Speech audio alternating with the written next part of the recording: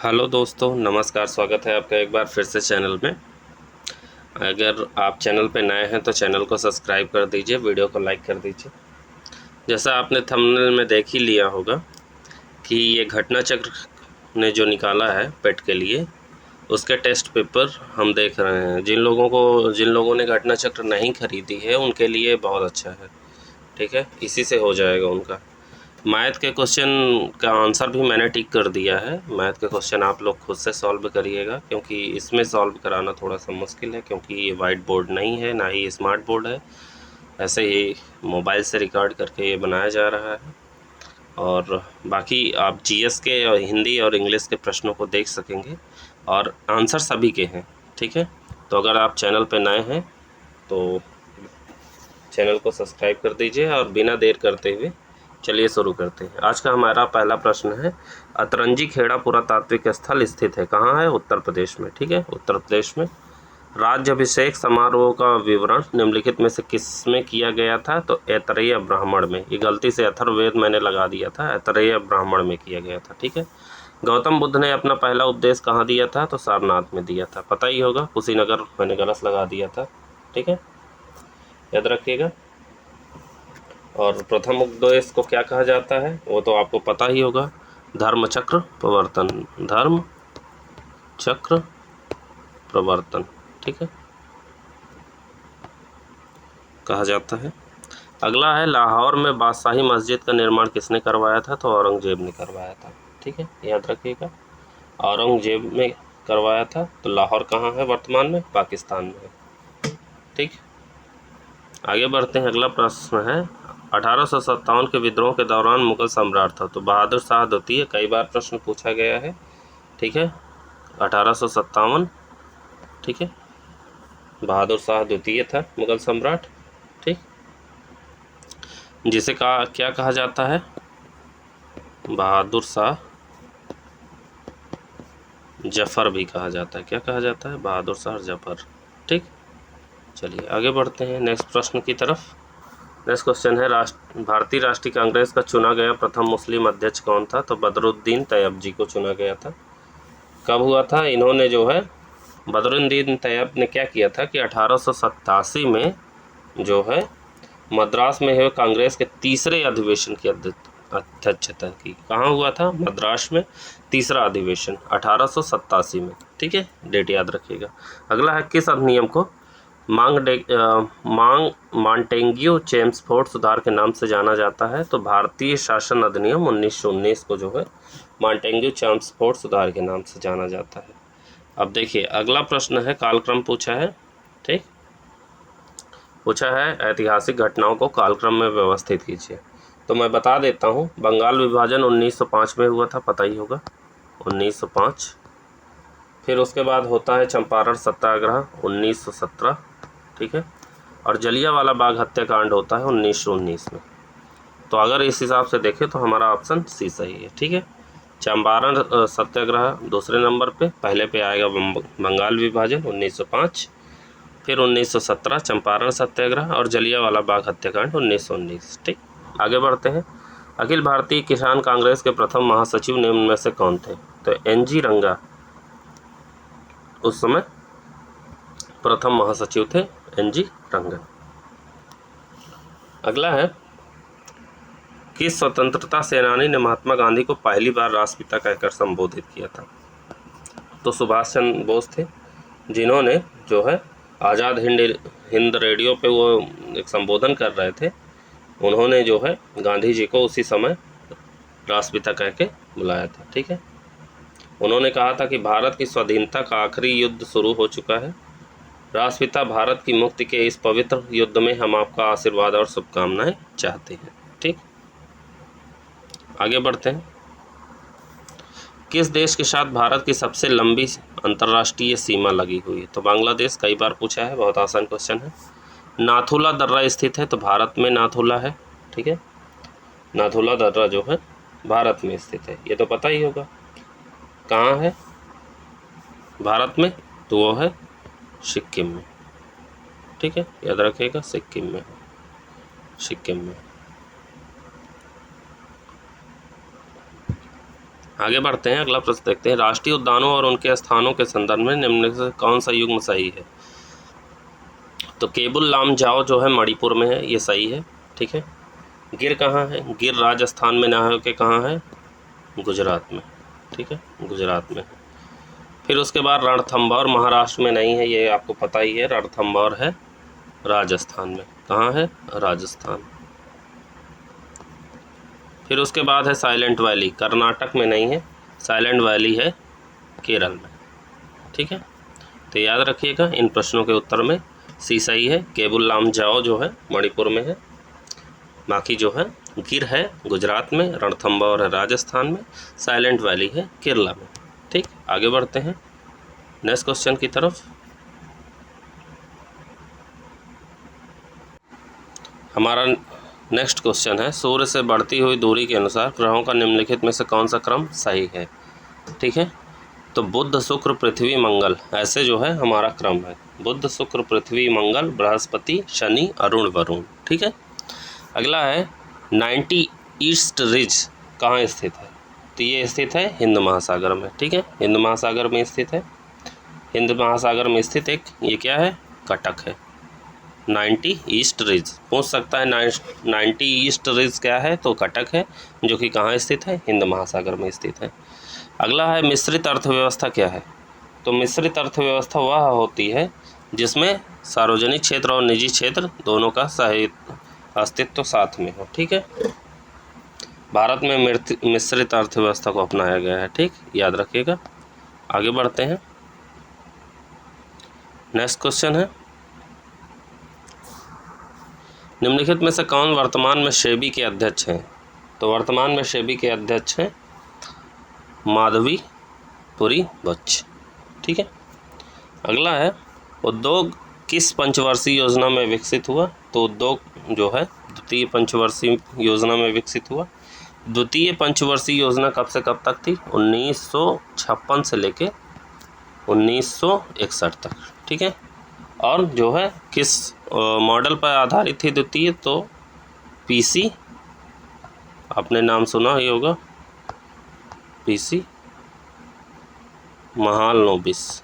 ठीक है, महालनोबिस नाम सुना होगा मे बी, पीसी महालनोबिस। ठीक, आगे बढ़ते हैं नेक्स्ट क्वेश्चन। हरित क्रांति के जनक कौन है? तो नॉर्मन बोरलॉग का नाम आता है, पता ही होगा। ठीक, आगे बढ़ते हैं नेक्स्ट क्वेश्चन। कौन सा बैंक पहले इंपीरियल बैंक ऑफ इंडिया के नाम से जाना जाता था? तो स्टेट बैंक ऑफ इंडिया को जो है पहले इंपीरियल बैंक ऑफ इंडिया के नाम से जाना जाता था। ठीक है, और 1 जुलाई 1955 को जो है 1955 को इसका नाम बदलकर स्टेट बैंक ऑफ इंडिया कर दिया गया है। ठीक, अगला प्रश्न है, संविधान सभा के पहले अस्थायी अध्यक्ष कौन थे? तो डॉक्टर सच्चिदानंद सिन्हा। ठीक है, डॉक्टर सच्चिदानंद सिन्हा जो है अस्थायी अध्यक्ष थे, और स्थायी कौन थे? पता ही होगा, राजेंद्र प्रसाद। ठीक है, नाम लिखने की ज़रूरत नहीं है, डॉक्टर राजेंद्र प्रसाद जो है स्थायी अध्यक्ष थे। अगला है, भारतीय संविधान के निम्न में से किस भाग में मौलिक अधिकारों का वर्णन है? तो भाग 3 में मौलिक अधिकारों का वर्णन है। भाग 3 कहाँ से कहाँ तक? अनुच्छेद 12 से लेके 35 तक। ठीक है, 12 से 35 तक जो भी अनुच्छेद हैं वो मौलिक अधिकार में आते हैं। आगे बढ़ते हैं, अगला प्रश्न है, भारत के संविधान में निम्नलिखित में से कौन सा अनुच्छेद समान नागरिक संहिता से संबंधित है? अनुच्छेद 44, मैंने पिछले टेस्ट में भी बताया है। ठीक है, अनुच्छेद 44 में नागरिकों के लिए समान नागरिक संहिता का उल्लेख किया गया है। आगे है, भारत के वित्त आयोग की नियुक्ति कौन करता है? तो भारत के राष्ट्रपति जो है भारत के वित्त आयोग की जो है नियुक्ति करता है। कौन से अनुच्छेद के अंतर्गत? अनुच्छेद 280 के अंतर्गत। ठीक है, याद रखिएगा, अनुच्छेद 280 के अंतर्गत जो है वित्त आयोग का जो है वो है, वित्त आयोग के बारे में अनुच्छेद 280 में कहा गया है 280 का जो है एक वित्त आयोग की नियुक्ति राष्ट्रपति द्वारा की जाती है। ठीक है, अनुच्छेद 280 एक के द्वारा। ठीक है, 15वें वित्त आयोग कौन, वित्त आयोग के अध्यक्ष कौन है? पता ही होगा, NK सिंह। पता ही है ना, NK सिंह। ठीक, आगे बढ़ते हैं। नेक्स्ट है 73वें संविधान संशोधन अधिनियम द्वारा भारतीय संविधान सभा में कौन सा भाग जोड़ा गया? तो भाग 9वां जोड़ा गया। ठीक है, भाग 9 जोड़ा गया। भाग 9 में किससे संबंधित है? तो भाग 9 संबंधित है पंचायत से। ठीक है, पंचायत से भाग 9 संबंधित है हमारी पंचायत से। अगला है पार्सेक इकाई है किसकी? दूरी की इकाई है पार्सेक। एक सीधी सड़क पर कार की गति का उदाहरण है रेखीय गति का उदाहरण है। ठीक है, अगर सीधी जो है कार जा रही है सीधी सड़क पे तो रेखीय गति का उदाहरण है। रेखीय गति में कोई पिंड एक सीधी रेखा में गति करता है। ठीक है, पता ही होगा। अगला है एक तत्व के समस्थानिकों में होते हैं न्यूट्रॉनों की संख्या भिन्न भिन्न होती है। ठीक है, पता ही होगा, बहुत आसान क्वेश्चन है केमिस्ट्री फिजिक्स का, केमिस्ट्री का। आगे है निम्नलिखित में से किसी आनुवांशिकी का जनक कहा जाता है? तो मेंडल को कहा जाता है। आपने जो है मेंडल के नियम पढ़े ही होंगे। आनुवांशिकी का उनको जनक कहा जाता है। ठीक, उनका पूरा नाम क्या है? Gregor John Mendel. आगे है कि किस रक्त समूह को सर्वग्राही कहा जाता है? तो AB पॉजिटिव को जो है सर्वग्राही कहा जाता है और O रक्त वाले वर्ग को सर्वदाता कहा जाता है। ठीक है, चाहे जिसका ब्लड O हो या O पॉजिटिव हो, दोनों जो है सर्वदाता होते हैं और सर्वग्राही होते हैं AB पॉजिटिव। किसी का भी ब्लड ले सकते हैं और O वाले किसी को भी दे सकते हैं। देखिए बाकी मैथ के प्रश्न हैं, मैंने टिक लगा दिए हैं, आप लोग देख लीजिए और ख़ुद से सॉल्व करिएगा कि इसका आंसर ये क्यों आ रहा है। ठीक, देख लीजिए, पॉज करके देख लीजिएगा। चलिए आगे बढ़ते हैं, हिंदी के प्रश्न देखते हैं। निम्न से किस शब्द की वर्तनी सही है? तो अनुगृहीत सही लिखा गया है। ठीक है, बाकी और सब गलत है। वीरों का कैसा हो वसंत कविता किसने लिखी है? तो सुभद्रा कुमारी चौहान। नहीं पढ़ी तो बहुत जाके पढ़ लीजिए, काफ़ी मोटिवेशनल जो है उन्होंने लिखा है। वीरों का कैसा हो वसंत, जोश भरने के लिए जैसे होता है वैसे। ठीक, आगे बढ़ते हैं। अगला है जिसकी पूर्व से कोई आशा न हो के लिए एक शब्द है अप्रत्याशित। ठीक है, और जिसे बुलाया न गया हो उसे अनाहूत कहते हैं। अनाहूत किसे कहते हैं? जिसे बुलाया न गया। अकाल का पर्यायवाची होता है दुर्भिक्ष। ठीक है, अकाल का पर्यायवाची क्या होता है? दुर्भिक्ष होता है, या भुखमरी होती है, या दुष्काल होता है, या कुकाल होता है। आकाश शब्द का विलोम क्या है? तो आकाश का पाताल होता है, बचपन में कई बार पढ़े होंगे। चलिए आगे बढ़ते हैं। इंग्लिश का क्वेश्चन है, इंग्लिश का पैराग्राफ है तो ध्यान से एक बार देख लीजिए। तो चलिए मैं पढ़ देता हूँ। But before I could be inspired by these amazing people I had to cleanse my feed, I know my weakness. Just last week Facebook memories remind me of a pizza party I had 2 years ago and I ended up ordering a chicken dominator with garlic breadstick and a jalapeno cheese dip.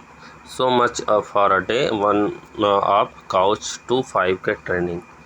I stayed right on the couch.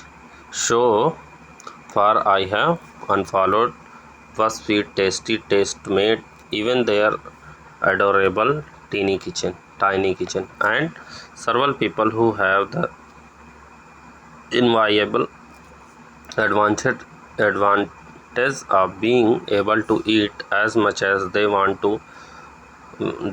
and not put on weight. By calculation dark chocolate is healthy, so I am still following earth loaf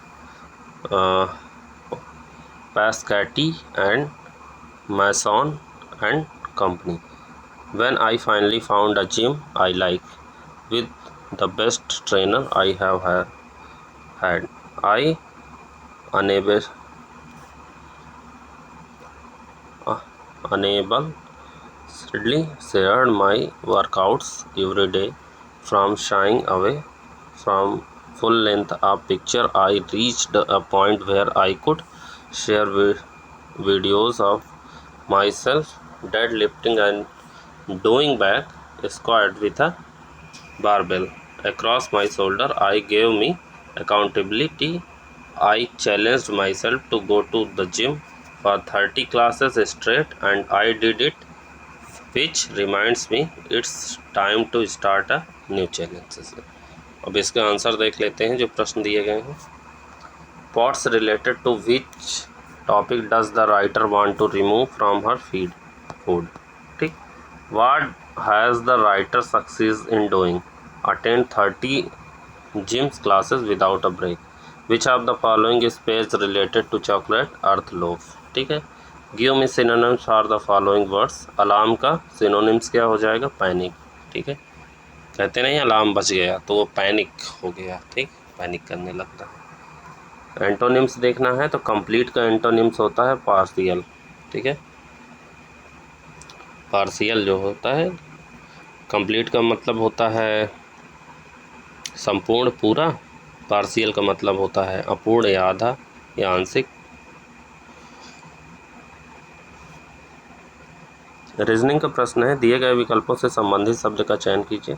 जिस तरह प्रफुल्लित उदास से संबंध है उसी तरह शांत करना को भड़काना। ठीक है, प्रफुल्लित उदास मतलब प्रफुल्लित का विलोम हो जाएगा उदास, तो शांत करना का एग्रावेट मतलब भड़काना। ठीक, आगे है अगला भी रीजनिंग का सवाल है, मैंने लगा दिया है। ए सही है इसका, इसका भी ए सही है, इसका सी सही है। ठीक, इसका भी डी सही है। अब करंट अफेयर्स के सवाल भी इसी में शामिल किए गए हैं। जुलाई 2022 में किस स्वदेशी विमान वाहक पोत के समुद्री परीक्षण का चौथा चरण सफलतापूर्वक पूरा हुआ? INS विक्रांत। जुलाई 2022 में प्रथम भारत पशु स्वास्थ्य शिखर सम्मेलन का आयोजन कहाँ किया गया है? तो नई दिल्ली में किया गया है। ठीक, आगे बढ़ते हैं। अग्रदूत समाचार पत्र किस भाषा में प्रकाशित होता है? असमिया भाषा में। जुलाई 2022 में रक्षा मंत्रालय ने निजी क्षेत्र के 3 बैंकों को विदेशी खरीद में वित्तीय सेवाएं प्रदान करने की मंजूरी प्रदान की है। विकल्प में कौन सा बैंक इन तीनों बैंकों में शामिल नहीं है? कोटक महिंद्रा। ठीक, जुलाई 2022 में कौन महाराष्ट्र विधानसभा के नए अध्यक्ष निर्वाचित हुए हैं? तो राहुल नार्वेकर को निर्वाचित किया गया है। ठीक, आगे बढ़ते हैं। जून 2022 में जारी वैश्विक शांति सूचकांक 2022 में भारत किस स्थान पे है? तो भारत 135वें स्थान पे है। किसमें? वैश्विक शांति सूचकांक 2022 में। राष्ट्रीय जनजातीय अनुसंधान संस्थान NTRI कहाँ स्थापित किया गया है? तो नई दिल्ली में स्थापित किया गया है। क्या? राष्ट्रीय जनजातीय अनुसंधान संस्थान। अगला है मार्च 2022 में वर्ल्ड गवर्नमेंट समिट 2022 का आयोजन कहाँ किया गया है? तो दुबई में किया गया है। करंट अफेयर्स हैं, ध्यान से देखते चलिए क्योंकि बहुत महत्वपूर्ण है करंट के सवाल जो आएंगे 20 नंबर के। अगला है जून 2022 में किस राज्य में सुरक्षा मित्र परियोजना शुरू की गई है? तो केरल में। कौन सी योजना? सुरक्षा मित्र परियोजना। ठीक है, अगला है केंद्रीय स्वास्थ्य मंत्री डॉक्टर मनसुख मंडाविया द्वारा घोषित स्वदेशी टीबी संक्रमण त्वचा परीक्षण का नाम क्या है? तो CTB। ठीक है, CTB त्वचा परीक्षण का नाम। म्यांमार की मुद्रा क्या है? तो म्यांमार क्यात नाम से जो है मुद्रा छापता है। आगे बढ़ते हैं। अगला है घुमुरा का लोक नृत्य है कहाँ का? ओडिशा का लोक नृत्य है। कौन सा? घुमुरा, घूमर नहीं, घुमुरा। अगला है कलिम्पोंग हिल स्टेशन कहाँ स्थित है? तो कलिम्पोंग हिल स्टेशन पश्चिम बंगाल में स्थित है। भारत में कितने राज्य हैं? तो 28 राज्य हैं। भारत का राष्ट्रीय युद्ध स्मारक कहाँ स्थित है? तो इसका आंसर हो जाएगा नई दिल्ली में। ठीक है, नई दिल्ली में स्थित है। सार्क का सचिवालय कहाँ है? तो काठमांडू में है। यह है गलत, मैंने लगा दिया है, काठमांडू में है। ठीक है, आगे बढ़ते हैं। पता ही है भारत का राष्ट्रीय युद्ध स्मारक कहाँ है? नई दिल्ली में। और हैग नहीं होगा, काठमांडू होगा सार्क का सचिवालय। जुलाई 2022 में फेमना मिस इंडिया 2022 का खिताब किसने जीता है? तो सिनी शेट्टी ने जीता है। ठीक है, किसने जीता है? सिनी शेट्टी ने। अगला है अंतर्राष्ट्रीय उष्णकटिबंधीय दिवस कब मनाया जाता है? तो 29 जून को मनाया जाता है। ठीक है, अगला है पुस्तक not just a night watchman my innings in the BCCI किसके द्वारा लिखी गई है? विनोद राय। ठीक है, विनोद राय के द्वारा लिखी गई है। कौन सी पुस्तक? Not just a night watchman my innings is the BCCI। ठीक, याद रखिएगा। अगला है जून 2022 में कौन टेनिस खिलाड़ी सभी चारों ग्रैंड स्लैम में 80 या उससे अधिक मैच जीतने वाला पहला पुरुष खिलाड़ी बन गया है? Novak Djokovic. ठीक है, इनका नाम आता है, याद रखिएगा। चलिए आगे बढ़ते हैं। पैराग्राफ दिया गया है, पढ़ेंगे उसको और फिर आंसर जानेंगे। लिखा है आदिम आर्य घुमक्कड़ ही थे, यहाँ से वहाँ वे घूमते ही रहते थे, घूमते भटकते हुए भारत पहुँचे थे। यदि घुमक्कड़ी का बाना उन्होंने न धारण किया होता, यदि वे एक स्थान पर ही रहते तो आज भारत में उनके वंशज न होते। भगवान बुद्ध घुमक्कड़ थे, भगवान महावीर घुमक्कड़ थे। वर्षा ऋतु के कुछ महीनों को छोड़कर एक स्थान में रहना बुद्ध के वश का नहीं था। 35 वर्ष की आयु में उन्होंने बुद्धत्व प्राप्त किया। 35 वर्ष से 80 वर्ष की आयु तक उनकी मृत्यु हुई। 45 वर्ष तक वे निरंतर घूमते ही रहे, अपने आप को समाज सेवा और धर्म प्रचार में लगाए रहे। अपने शिष्यों से उन्होंने कहा, चरत भिक्खवे चारिक हे भिक्षुओं। ठीक है, चरक भिक्खवे चारिक हे भिक्षु, घुमक्कड़ी करो। यद्यपि बुद्ध कभी भारत के बाहर नहीं गए, किंतु उनके शिष्यों ने उनके वचनों को सिर आंखों पर लिया और पूर्व में जापान, उत्तर में मंगोलिया, पश्चिम में मकदोनिया और दक्षिण में बाली द्वीप तक धावा मारा। श्रवण महावीर ने स्वच्छंद विचरण के लिए अपने वस्त्रों तक को त्याग दिया। दिशाओं को उन्होंने अपना अंबर बना लिया। वैशाली में जन्म लिया, पावा में शरीर त्याग किया। जीवन पर्यंत घूमते रहे, मानव के कल्याण के लिए, मानव के राह प्रदर्शन के लिए। और शंकराचार्य 12 वर्ष की अवस्था में संन्यास लेकर कभी केरल, कभी मिथिला, कभी कश्मीर और कभी बद्रिकाश्रम घूमते रहे। ठीक, आगे है कन्याकुमारी से लेकर हिमालय तक समस्त भारत को अपना कर्म क्षेत्र समझा। सांस्कृतिक एकता के लिए, समन्वय के लिए, श्रुति धर्म की रक्षा के लिए शंकराचार्य के प्रयत्नों से ही वैदिक धर्म का उत्थान हो सका। ठीक, अब देखिए प्रश्न क्या बनता है। घुमक्कड़ शब्द में कौन प्रत्यय है? तो अक्कड़, घुम अक्कड़, घुमक्कड़। ठीक है। महावीर स्वामी का जन्म कहाँ हुआ था? तो वैशाली में हुआ था, बताइए। स्वच्छंद की कौन सी संधि है? तो स्वच्छंद जो है व्यंजन संधि है। व्यंजन संधि की आप परिभाषा जानते ही होंगे, नहीं जानते हैं तो पढ़ लीजिएगा। महात्मा बुद्ध ने जब बुद्धत्व प्राप्त किया था तब उनकी अवस्था कितनी थी? तो 35 वर्ष थी। ठीक है, तब उनकी अवस्था कितनी थी? 35 वर्ष थी। आगे बढ़ते हैं। श्रुति धर्म का क्या अर्थ है? तो श्रुति धर्म वैदिक धर्म है, याद रखिएगा। श्रुति धर्म वैदिक धर्म है। श्रुति किसको कहा जाता है? श्रुति कहा जाता है वेद को। ठीक, आगे बढ़ते हैं। अगला है गद्यांश दिया गया है। मानव इतिहास में हजारों साल तक शून्य का कहीं अता पता नहीं था। शून्य की अवधारणा आ भी गई तब भी काफ़ी समय तक मानव ने इसे संख्या नहीं समझा। यह बात तो तय है कि शून्य प्रकृति प्रदत्त नहीं, हमने शून्य का आविष्कार अपनी सुविधा के लिए किया है। मनुष्य ने शून्य की अवधारणा को न केवल समझा बल्कि उसकी सहायता से कई स्वचालित उपकरणों का आविष्कार भी कर लिया। शून्य एक ही समय में अगले अमूर्त विचार और वास्तविकता है, और यह सीखना सबसे मुश्किल है कि शून्य एक से छोटा है। सबसे पहले भारत ने कुछ भी नहीं को दर्शाने के लिए शून्य को एक स्वतंत्र संख्या के रूप में मान्यता दी। अगर हम शून्य को 1, 2 और 3 जैसी संख्याओं की तरह मूर्त चीज़ों से संबद्ध कर पाते तो शायद शून्य को समझाना बहुत आसान होता। अब इनसे जुड़े प्रश्नों को देख लेते हैं। प्रश्न कहता है शून्य के बारे में कौन सा वाक्य सही है? तो शून्य मानव जनित आविष्कार है। अगला है संख्याओं के संदर्भ में कौन सी अवधारणा समझानी सबसे कठिन है? तो इसमें हो जाएगा शून्य 1 से छोटा होता है। अगला है विश्व में किसने पहल शून्य को संख्या के रूप में मान्यता दी? तो भारत ने मान्यता दी। शून्य एक ही समय में अमूर्त विचार और वास्तविकता है का आशय है, मतलब यह दिखाई नहीं देता परंतु इसका अस्तित्व है। ठीक, अगला प्रश्न है शून्य की अवधारणा आने पर भी मनुष्य ने इसे बहुत समय तक संख्या क्यों नहीं समझा होगा? तो मूर्त चीज़ों से सोने की संबद्धता नहीं होने के कारण मनुष्य ने बहुत समय तक इसे संख्या के रूप में मान्यता नहीं दी। अब आगे जो है टेबल और सारणी वाले प्रश्न हैं, ध्यान से देख लीजिए प्रश्नों को। मैंने टिक कर दिया है, आप लोग खुद से सॉल्व करने की कोशिश करिएगा, ठीक है। मैं धीरे धीरे आगे बढ़ा दे रहा हूँ, सबका सॉल्व है, ठीक।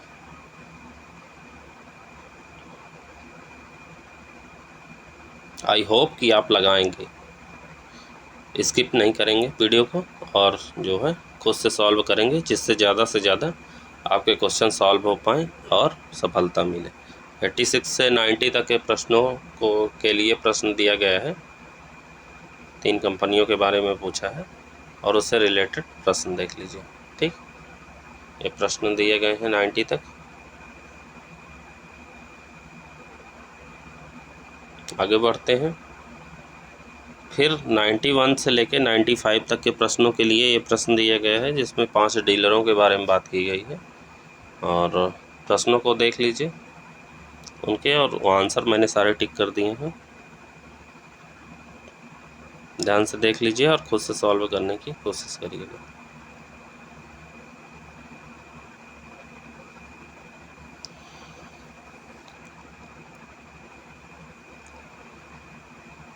आगे 96 से 100 तक के लिए भी तालिका वाला प्रश्न दिया गया है, जिसमें कुछ सब्जेक्ट के बारे में पूछा गया है, तो उनसे रिलेटेड प्रश्नों को भी देख लीजिए एक बार।